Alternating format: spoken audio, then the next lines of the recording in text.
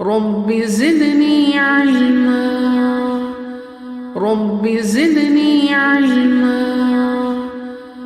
رب زدني علما. السلام علیکم رحمۃ اللہ وبرکاتہ. نادران ساری حاضر خدمت ہیں اور آپ کے لیے ہم ایک نیا سبق لے کر آئے ہیں، اعراب الجمل، جملوں کا اعراب. تو آئیے شروع کرتے ہیں. نحمدہ ونصلی علی رسولہ الکریم وعلی ازواجہ واصحابہ وذریاتہ اجمعین. رب اشرح لی صدری ویسر لی امری واحلل عقدۃ من لسانی یفقہوا قولی.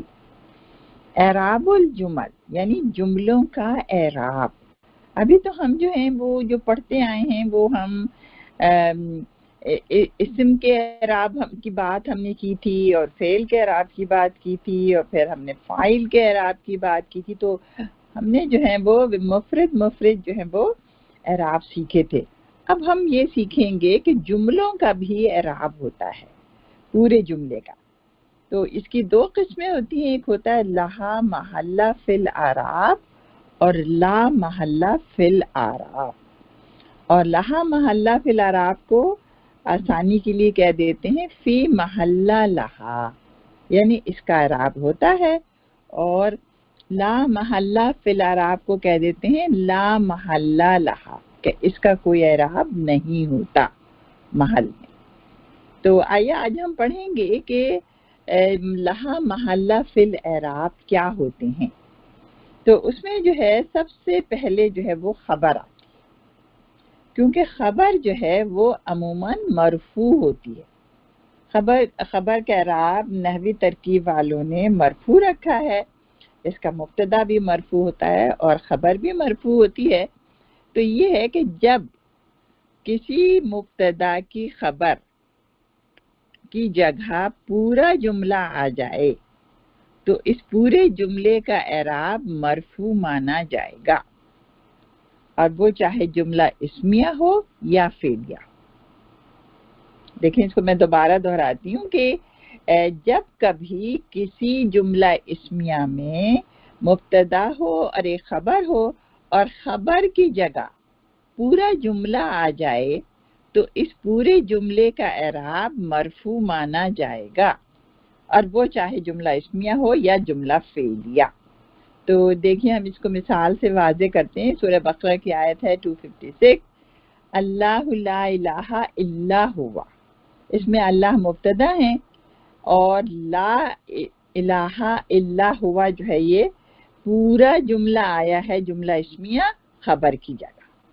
تو خبر کی جگہ آ گیا تو اس میں کیا ہے، اگر ہم اس میں سے حصر کا اسلوب نکال دیں تو یہ جملہ بنتا ہے ہوا الہن. ہوا مبتدا ہو گیا، الہن خبر ہو گیا. تو خبر کا اعراب جو ہے وہ ہمیں پتہ ہے کہ وہ مرفوع ہوتی ہے خبر، تو اس لیے اس پورے جملے کا اعراب ہوگا محلن مرفوع. ٹھیک ہے. اسی طرح آپ یہ دیکھیں کہ یہ اعراب الجمل ہم کیوں پڑھتے ہیں. اعراب الجمل جو ہے یہ تفسیر میں مدد کرتے ہیں.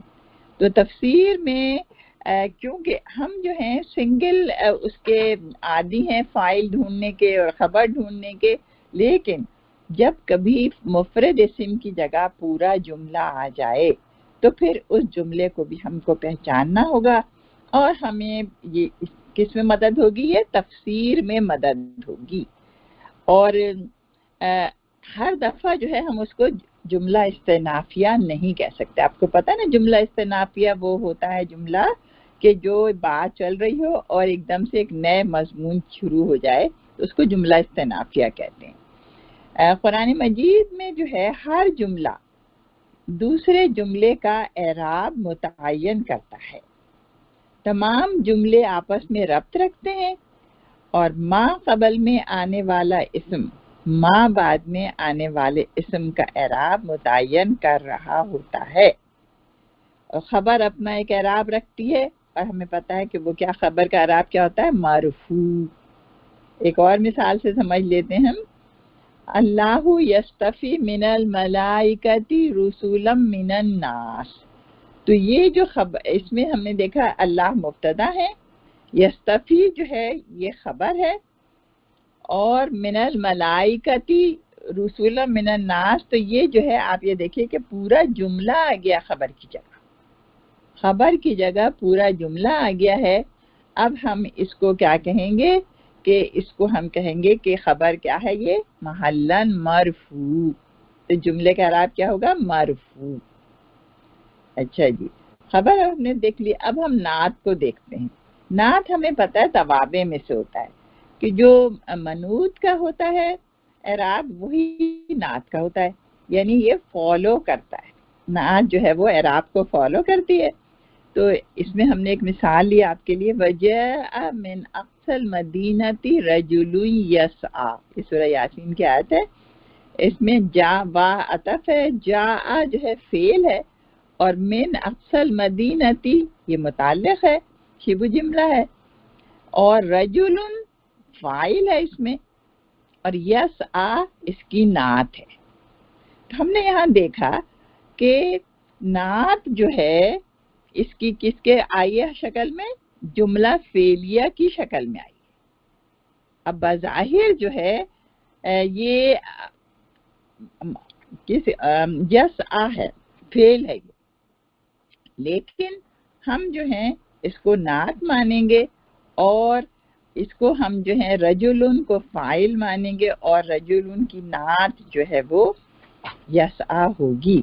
اور یہ معلوم ہے ہمیں کہ ابھی تک ہم نے جو ہیں وہ نعت منعوت ایسے ہی پڑھے تھے کہ مفرد اسم آتے تھے، لیکن اب یہ دیکھیں کہ نکرہ کے بعد آنے والا اسم، یہ یاد رکھنے کی چیز ہے کہ نکرہ کے بعد آنے والا اسم چاہے وہ مفرد ہو یا جملہ، اس کی نعت بنتا ہے، اور نعت منعوت کے تابع ہوتی ہے، اور منعوت کا اعراب جو ہے وہ مرفوع ہے، تو پھر نعت بھی مرفوع ہوگی۔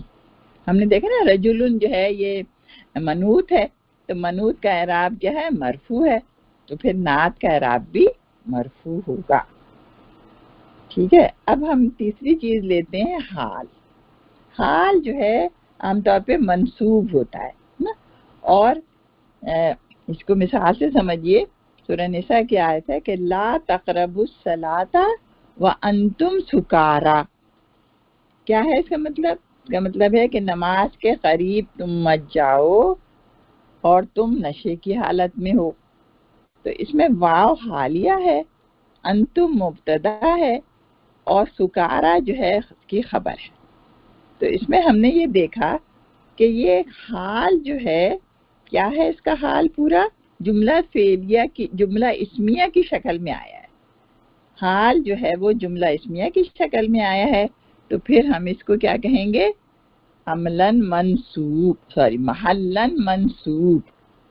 تو پھر حال کے جملے کا اعراب کیا ہوگا، منصوب، تو محلن منصوب اس کو ہم کہیں گے، کیونکہ عموماً حال جو ہے وہ اس میں منصوب ہوتا ہے۔ اب اسم کی جگہ جو ہے وہ ایک مفرد اسم کی جگہ پورا جملہ آ گیا، تو پورے جملے کو ہم کیا کہیں گے، محلن منصوب۔ اچھا جی، اب لے لیں مضاف الیہ۔ مضاف الیہ جو ہے ہمیں پتہ ہے کہ یہ اس میں مجرور ہوتا ہے، اور اس میں مجرور جو ہے اس کی مثال ہم سمجھتے ہیں اس سے کہ ھذا یوم ینفع الصادقین صدقہم، یہ سورہ مائدہ کی آیت ہے کہ ھذا یوم، یہ وہ دن ہے کہ جس میں سچ بولنے والوں کو ان کا سچ فائدہ دے گا۔ تو اس میں ھذا مبتدا ہو گئے، یوم جو ہے یہ اس کی خبر ہو گئی، اور یہ مضاف ہو گیا، اور مضاف الیہ جو ہے یہ آپ کا آ گیا ینفعو۔ ینفعو جو ہے آپ کا یہ پورا اس جملہ فعلیہ جو ہے یہ مضاف الیہ بن کے آیا ہے۔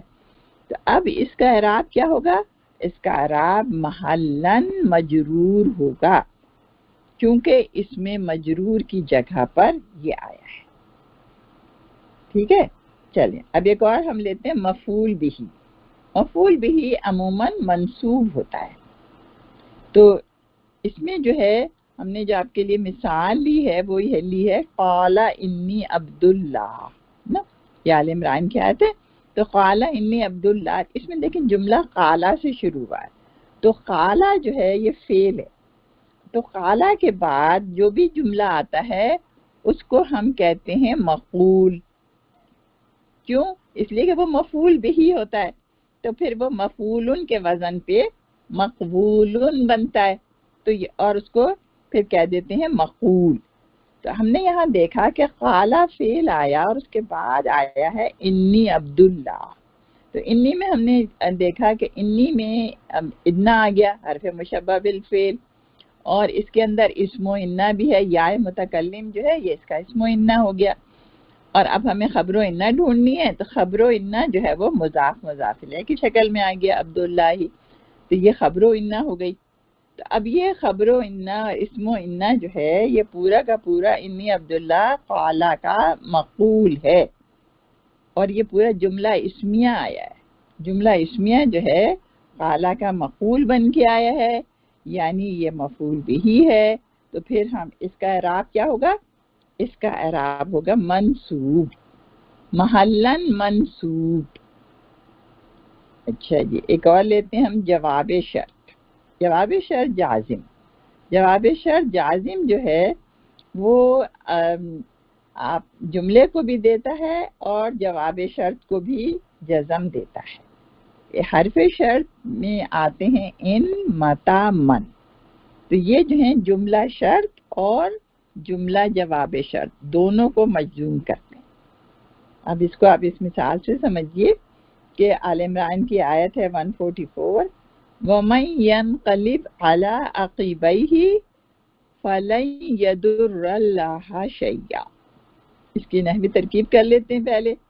من حرف شرط ہے، جازم ہے، اور یہاں مبتدا ہے. یہ ینقلب جو ہے یہ جملہ شرط ہے، پورا جملہ فعلیہ آ گیا. یہ جملہ شرط ہے، جازم ہے. ہم نے دیکھا ینقلب ہے تو من نے اس کو جزم دے دیا. اور یہ کیا ہے؟ جب من مبتدا ہو گیا تو ینقلب جو ہے وہ خبر ہو گئی اس کی. اور خبر کا آپ کو پتا ہے اعراب جو ہے وہ مرفوع ہوتا ہے، تو اس کو ہم کہیں گے محلن مرفوع. اگرچہ یہ جو ہے یہ پورا جملہ فعلیہ ہے، لیکن اس کو ہم کہیں گے محلن مرفوع. کیوں کہیں گے؟ اس لیے کہ یہ خبر کی جگہ آیا ہے، فعل مضارع. اچھا، پھر ہے علاقبئی، پتہ متعلق ہو گیا. افا جو ہے وہ کیا ہے؟ حرف جواب شرط. اور پھر ہے لن یضر اللہ. تو لن جو ہے آپ کو پتا ہے کہ لن جو ہے وہ حرف ناصب ہے اور حرف نفی ہے، اور یہ یضر جو ہے یہ جملہ جواب شرط، جملہ جواب شرط ہے.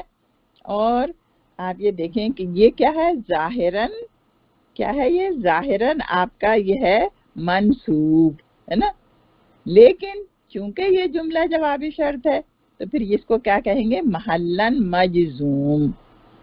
کیوں؟ اس لیے کہ یہ جو ہے دونوں کو مجزوم کرتا ہے، تو یہ محلن مجزوم ہوگا.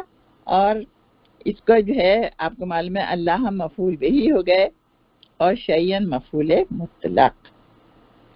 اچھا جی، یہ بھی ہم نے دیکھ لیا. اب ہم ایک اور چیز لے کر آئے ہیں آپ کے پاس، توابع میں معطوف.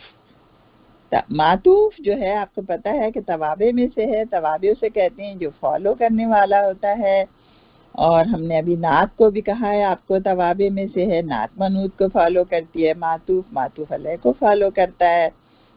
تو اس میں ہم نے دیکھا کہ معطوف تابع ہے معطوف علیہ کا، اور اس کو آپ ایک مثال سے سمجھیں گے، ان اللہ یحب التوابین و یحب المتطہرین. بے شک اللہ محبت رکھتا ہے توبہ کرنے والوں سے اور پاک صاف رہنے والوں سے محبت کرتا ہے. اس میں ہم نے دیکھا انا ہے، حرف مشبہ بالفعل ہے، اللہ اس کا اسم ہے، اس کو اب ہم اسم و انا کہیں گے.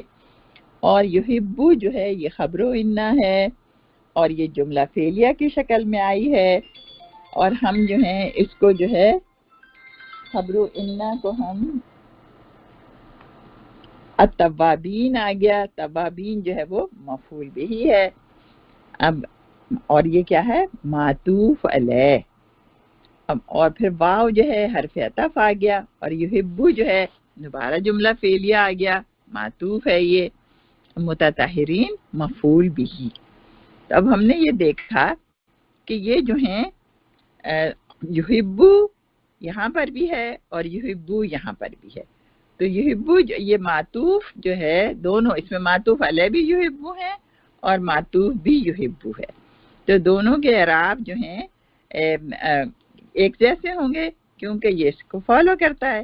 تو اب جو ہے اس کا اعراب کیا ہے، اس کا خبر ہے، چونکہ یہ خبر بن کے آیا ہے تو خبر کا اعراب ہوتا ہے مرفوع، محلن مرفوع، تو پھر یہ معطوف علیہ محلن مرفوع ہے تو معطوف بھی محلن مرفوع ہو جائے گا، بس یہ بات ہے۔ اس کے بعد آپ ہم لے کے آئے ہیں فاعل۔ فاعل جو ہے عموماً اس میں مرفوع ہوتا ہے یا مصدر معول کا اسم ہوتا ہے، تو پھر ابراہیم سورہ ابراہیم آیت 45 وَتَبَيَّنَ لَكُمْ كَيْفَ فَعَلْنَا بِهِمْ، اور ظاہر ہو گیا تمہارے لیے کیسا ہم نے کیا ان کے ساتھ۔ اس میں ہم نے دیکھا تبینہ فعل ہیں، لکم جو ہے متعلق ہے، اور کیفا فعلنا بہم، کیفا فعلنا بہم پورا جملہ فعلی آ گیا، اور دراصل یہ ہے کیا، فاعل۔ اب دیکھیں یہ فاعل ہے، ابھی تو ہمیں عادت ہے نا ایک سمپل فاعل ہوتا ہے، لیکن یہاں ہم نے دیکھا پورا جملہ فاعل کی جگہ آ گیا، اور فاعل کا اعراب جو ہے کیا ہوتا ہے، مرفوع، تو ہم اس پورے جملے کا اعراب کہیں گے محلن مرفوع۔ چلیے جی، بس اب ایک آخری ہے نائب فاعل۔ نائب فاعل جو ہے آپ کو پتا ہے کہ یہ بھی عموماً اس میں مرفوع ہوتا ہے، اور اس کو آپ سورہ مطففین کی آیت 17 سے سمجھیے کہ ثم یقال ھذا الذی کنتم بہ تکذبون، پھر کہا جائے گا کہ یہی ہے وہ چیز کہ جس کو تم جھٹلاتے تھے، یعنی قیامت کو جھٹلاتے تھے۔ تو اس کی ہم نے نحوی ترکیب کری تو یقالو جو ہے یہ فعل مجہول ہے، اور اس کے اندر ہوا جو ہے وہ نائب فاعل ہے، ھذا جو ہے یہاں پہ مبتدا ہے، ھذا الذی، اور الذی خبر، تو یہ پورا جملہ جو ہے یہ جملہ اسمیہ جو ہے یہ کیا بن کے آیا ہے، یہ نائب فاعل۔ سامنے دیکھیں اس کے اندر بھی ہے لیکن ہم اس کو نہیں مانیں گے کیونکہ ظاہر ہو گیا یہاں پہ، تو جب یہ ظاہر ہو گیا ھذا الذی، تو ھذا الذی جو ہے وہ آپ کا جملہ اسمیہ ہے، اور یہ آپ کا فاعل نائب فاعل بن کر آیا ہے۔ اور کنتم بہ تکذبون، کنتم جو ہے اس میں الذی یہاں پہ ویسے اس میں موصول بھی ہے، اور کنتم جو ہے اس کا صلہ ہے، صلۃ الموصول ہے، اور کنتم میں کانا بھی ہے، تو پھر اسمو کانا جو ہے اس کا انتم ہو گیا، بھی متعلق ہو گیا، اور تکذبون جو ہے یہ خبرو کانا۔ تو یہ ہمیں سمجھ میں آ گیا کہ مفرد اسم کی جگہ پر آیا ہے، اور نائب فاعل اس کا کیا بن کے آیا ہے، یہ ھذا الذی جملہ اسمیہ بن کے آیا ہے، اور تو پھر اس کا اعراب کیا ہوگا، اس کا اعراب ہوگا محلن مرفوع۔ تو الحمدللہ ہم نے مکمل کر لیا کہ فی محلہ لہا کیا کیا چیزیں ہوتی ہیں۔ انشاءاللہ حاضر ہوں گے نیکسٹ ایپیسوڈ۔